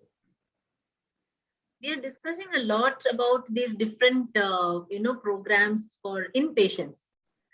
How do you think we can have same standards for outpatient settings? Can we do it? Probably we can do it. It's going forward in the future sometime. But of course, digitalizing our records would go a long way in helping us do that. Having again fixed indications, applying the same antibiotic policies for the outpatients also, looking at the same standards, whether we can categorize those patients and look at implementing the said antibiotic policies on those patients, the same ones which are used for the inpatient areas. Of course, stratified differently. The other thing is applying the formulary which is available for inpatients for the outpatient departments also. So you need to restrict the number of medications you are making available to a consultant for prescribing, thereby hoping that he or she would, ultimately try to justify. My query would be that you can restrict the available antibiotics for the physician or the clinician in your inpatient. But, in the outpatient, the patient is going out. Yeah. He has access to, lot other chemists and drugstores outside. So that must be a big challenge for all of us to limit the antimicrobial use. One. Yeah, that's a good point. But then I'm not sure if this is very relevant to all the hospitals. But then we, since we are a corporate setup, and our pharmacy is a sister concern of the main hospital. So they look at OP conversions, they look at the numbers, they look at the incentivizations of their prescriptions. So they try. It is their job to try to direct our patient to their pharmacy rather than let the patient go out of the hospital to another pharmacy. They look at delivering drugs to a patient's house directly as soon as a prescription is generated. So these are the things they do to try to stop the patient prescription from getting leaked outside. This helps me in ensuring my formulary can be actually maintained. But of course, what is even more important is that a lot of these patients come into our OPDs from outside, smaller centers, having visited a couple of other physicians earlier. So over a period of time, 6 to 8 months probably, or a year's time probably, we try to impress upon our consultants that unless you try to judicially use antibiotics, you're going to end up in the same trap when this patient is going to get converted into an inpatient admission. This is especially true for surgical patients. And we try to see that their antibiotic usage is the least minimum. Yeah. Minimum, yes. Yeah. So there is a question to Dr. Ratnamani. They've said that, Madam, you mentioned about detection of CARBA genes, OXA genes. Can you please tell the entire process in short from the receipt of the sample to processing these ABR genes? Yeah, so basically this CARBA detection is on an isolate and it's not directly from the sample, unlike the other multiplex PCRs which we're talking about. So once we get a growth, we inform them that there is a gram. Once we get a sample and we inoculate and we get a growth in on a medias, we inform the clinicians, as most of the time we have interactions with our intensivists and the ID physicians. So they in turn ask us to check for these genes. So once we get a request for these, we actually put it up in a CARBAR. So you have to pick up a colony. There is a process. And then once we detect that gene, most of the time, what we have seen is a co-production of NDM and OXA48 in our, we have done about 170 odd tests in the last term. Like during COVID, of course, it came down, but pre-COVID, we were doing quite a lot. It has helped us in, like, as I said, when the ceftazidime avibactam was launched. So we knew that, okay, if it's an OXA48, this could still help till my report comes, my phenotypical resistance pattern comes. There has been 1 or 2 cases where there was a detection of this gene, but since the strain was sensitive strain. So the phenotypically it is not being expressed. So I think that is something which you have to be careful of. But many a times it has matched, and we have got most of the time NDM and OXA48. The moment it is NDM, they don't give a Casavi, and invariably they go off to either carbapenems or colistin. So that's how we do in our test. Dr. Sashikiran, there's a question from the participant. Empirical therapy of antibiotics is started before the culture report comes. So the participant is eager to know what is the scientific and evidence based on this kind of treatment. Oh, yes. Okay. Empirical treatment is very essential in patients who have a life-threatening illness. Obviously, cultures are going to take 48 to 72 hours, sometimes even longer, depending on the distance between the hospital and the lab in some situations, right? So we cannot keep the patient untreated until the culture report is available. So it is absolutely scientific and humanistic to use a medication in a life-threatening situation, an antibiotic. But if it is at an outpatient setup, in a stable patient, let's say somebody has come with a cystitis, right? And in most of the situations, cystitis that does not require an antibiotic at all. That's a different scenario. But if it's a diabetic or somebody with an immunocompromising situation who has cystitis, which has a potential to escalate into a upper UTI, in such situations, antibiotic usage may be warranted. But even in them, it is always probably wiser to send an antibiotic, send a culture, and wait for that if the patient is stable. But empirical therapy is absolutely indicated in life-threatening situations. And scientific information, since the question had how scientific it is, I'm sure, I don't know about any studies being done in this manner, but there are many publications about which empirical antibiotic to choose in which situations, right? And that's the background of even an antibiogram. Antibiogram is primarily to choose an appropriate empirical antibiotic in different situations and different hospitals. And not only that, even in different wards and situations, as was discussed earlier. So it's a very good concept, the empirical therapy, but the overuse of that empirical therapy where we just imagine that it may be this organism, start an antibiotic that is not appropriate for that situation, is certainly inappropriate and unscientific. But that's a very good question to ask. Absolutely. Yes. Thank you, sir. See, I would like to add to this is that there's the golden hour, and in very bad patients who are coming to the casualty or to the ICU, withholding an antibiotic is criminal. So I think you can hit hard at that point of time, depending on the antibiogram and the antibiotic policy of the given healthcare setup and the geographic area. I would say geographic area because the patient may have come from another hospital also.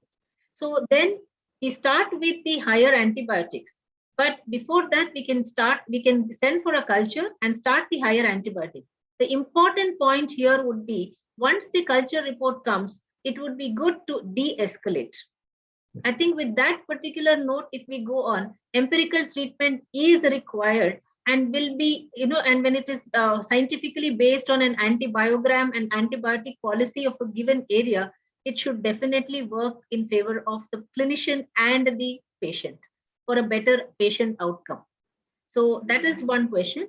And one more question I have got, which I would like to put up to the panelists, is what is the role of artificial intelligence in case of antimicrobial stewardship program? And if it is present, or if somebody is working on this, are there any references or scientific journals or publications regarding this? Yes, I would say there are. I think I will put this across to the panelists to give their inputs, and then maybe I can see. Yes. Dr. Rajeshri, anything from your side? I think we at Apollo are actually working on something which is AI based, which helps us in deciding on the appropriate antibiotic given a patient's profile when the patient comes to the hospital, that's in the emergency room, and also take it forward from there and carry the same process onto the into the ICUs also. At the same time, I think AI is a very, very important tool, that helps augment the activities of the stewardship committee or the entire program. There's a lot of deficiencies that we find in our day-to-day activities, because there are not enough hands, not enough eyes to do, and not enough ears to monitor what we want them to monitor. Because right now in our hospital, I think every single prescription of a list of restricted antibiotics is actually supervised, looked at, and monitored for at least 72 hours. So that's a lot of work. That's a lot of work. So you need algorithms, you need AI to help you with these things, at least, so that the actual intervention part, which is the communication, the dialogue part, can be left to us humans, Yes, and the yes. rest of the work can be done by the Yes, I think that's a very valid point. When it comes to artificial intelligence, it has been started to be used for even antibiotic designing. Depending on the antimicrobial resistance pattern to any antibiotic, changing the branching or additional of any molecules, etc. It has been used. Artificial intelligence has been used in drug designing also. One. Second thing, as you mentioned, we can make use of artificial intelligence in case of antibiotic auditing. As you said, the number of human resources used will be much less, and probably less number of errors, and it can happen 24 hours. When we are going by people doing this, it will be restricted during certain hours of work, and in case that person is on leave, there is nobody to take it forward. So these audits can happen on their own, and if we are going to have a proper algorithm, it will definitely give us some outcomes on which we can start programs and think about working on that. And not only that, with the artificial intelligence, I think we can also help the clinicians to think about which is the appropriate empirical antibiotic to be used, because the clinicians are sending a number of rapid tests and point of care tests. So I think it will help them to give a algorithm and say that this plus this and this minus, possibly you should start this. It's not that it will be completely machine driven, but it will help them to get as a guideline. I don't say that that would be the treatment, but as a guideline, definitely the AI would definitely help us in the healthcare setup to go a long way. A lot of people are working out on sepsis diagnosis or sepsis treatment, all outcome of the treatment through AI. There are a lot of publications which are coming in Nature, in biosafety and health, in antibiotics journals. You can see in the last 2 years, especially 2020 and 2021, there are a lot of articles which have come in these mentioned journals. I think you can look into that, persons who are very interested. Now, I think we have had, we should be winding off. But before that, there is one question which actually everybody wants to know is, do you think this COVID pandemic has actually made us lose focus on antimicrobial stewardship program, or made us focus more on antimicrobial stewardship program? What's your take on this, Dr. Sashikiran? Yeah, very pertinent question, very important. Our hospital was a dedicated COVID hospital in 2020. Yes. And of course, from November last year, we are back to the normal functioning and have been working like any other hospital. So during that time, we were shocked to see recommendations given by various government agencies as well as many others regarding usage of different antibiotics in COVID, including doxycycline, azithromycin. Ceftriaxone also was recommended in one guideline, right? So it was actually very inappropriate, very uncomfortable with that. We had discussions among our team also. And in our hospital, where we have treated more than 2,000 to 2,200 patients of COVID, until now, including the period when we were a dedicated hospital, we have not used an antibiotic in a patient with COVID unless it was absolutely required with a clinical or a microbiological evidence. Empirically, just because a COVID patient got admitted, you start a doxycycline, ivermectin, or azithromycin and HCQS, or any such combination, we didn't do at all. And the outcome in our hospital as well as the entire district was much higher, better than what we saw at the state level also. I don't know whether it is due to that. It could be, of course, multifactorial outcome, but I'm sure, I'm pretty convinced by myself that it was due to the fact that we avoided the use of antibiotics unnecessarily. That would have played a major part. Now, coming to the AMSP itself, because AMSP requires coordination between different people, sometimes even face-to-face meetings, and COVID, sort of derailed all such interactions between professionals. It did take a backseat. And in fact, at the height of the COVID pandemic, we forgot all other infections also, unless the patient was in an ICU with, multi-complex situation. Otherwise, we forgot not only other infections, we forgot other diseases also.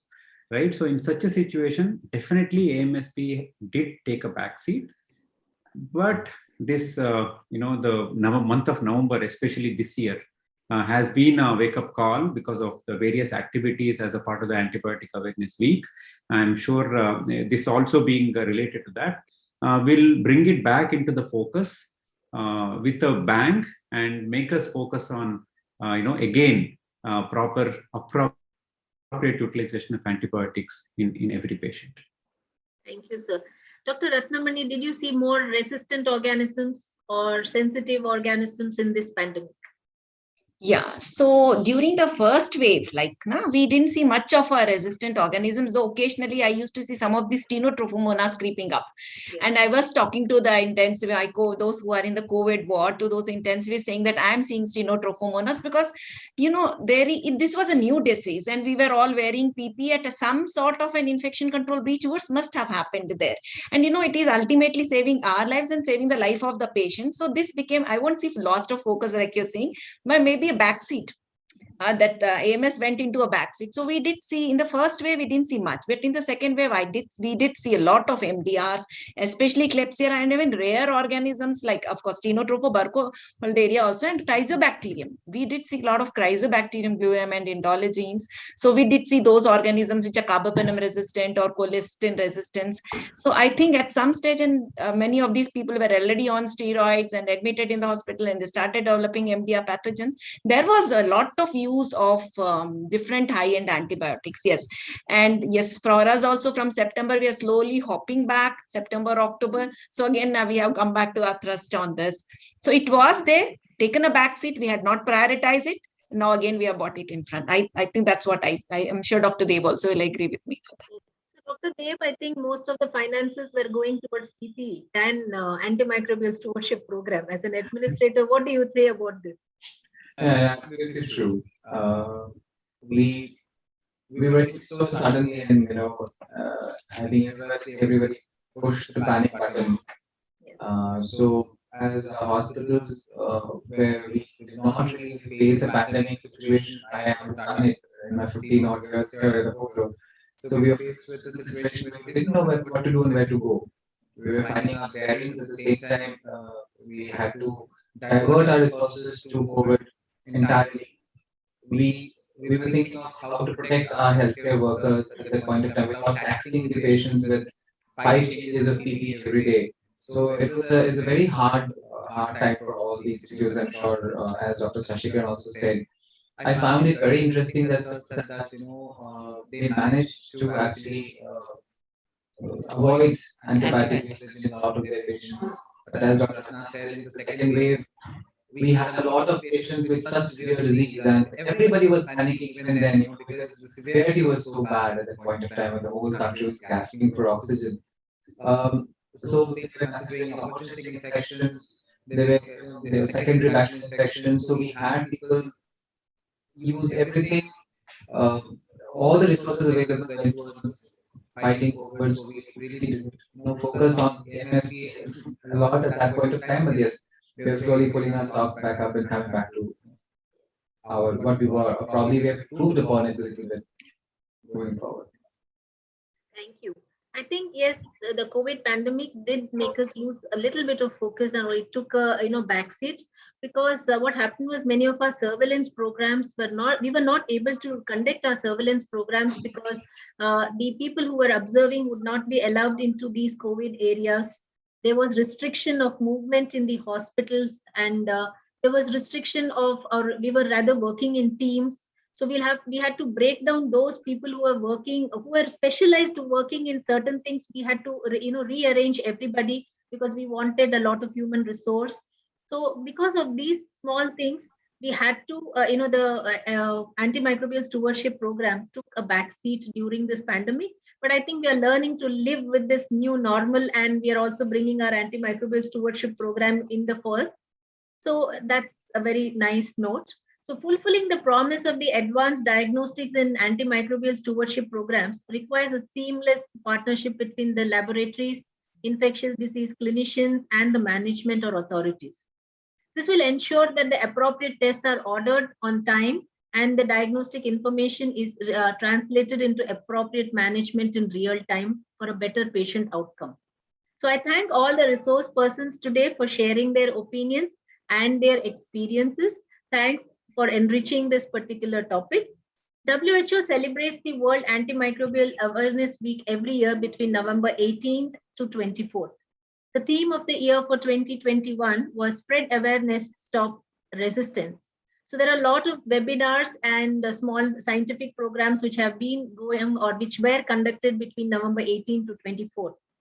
So this webinar has come few days after the past celebrations.